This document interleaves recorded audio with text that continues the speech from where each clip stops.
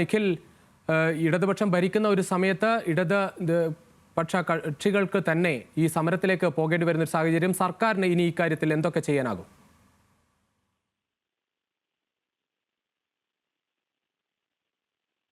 നൽകുന്ന CPIM-ഉം CPI-യും ഇത്തരമൊരു സമരം ഏറ്റെടുക്കുന്നു. പ്രത്യേകിച്ചും കോൺഗ്രസും BJP-യും ഉൾപ്പെടെയുള്ള കക്ഷികളൊന്നും തന്നെ ഈ ഒരു സമരം ഏറ്റെടുക്കുന്ന ഒരു സാഹചര്യത്തിലേക്ക് കടക്കുന്നതിന് മുന്നേ CPIM-ന്റെ സംഘടന തന്നെ ഈ ഒരു സമരം ഏറ്റെടുക്കുന്നു എന്നുള്ളത് തന്നെയാണ് ഏറ്റവും ശ്രദ്ധേയം.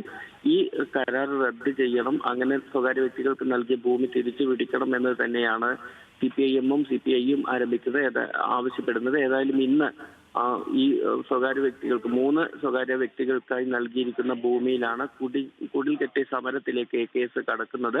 ഏറ്റവും പ്രധാനപ്പെട്ട കാര്യം, അത് AKS-ന്റെ ഒരു പ്രാദേശിക ഘടകമോ മറ്റോ അല്ല സമരത്തിന് നേതൃത്വം എന്നുള്ളതാണ്. CPIM-ന്റെ കണ്ണൂർ ജില്ലാ സെക്രട്ടറി MV ജയരാജൻ തന്നെ ഈ സമരം ഉദ്ഘാടനം ചെയ്യുക കൂടി ചെയ്യുന്നുണ്ട്. അപ്പോൾ CPIM ഇക്കാര്യത്തിൽ എടുക്കുന്ന നിലപാട് വ്യക്തമാണ്. ഈ ഭൂമി തിരിച്ചു പിടിക്കണം എന്ന നിലപാടിൽ തന്നെയാണ് CPIM ഉറച്ചു നിൽക്കുന്നത്.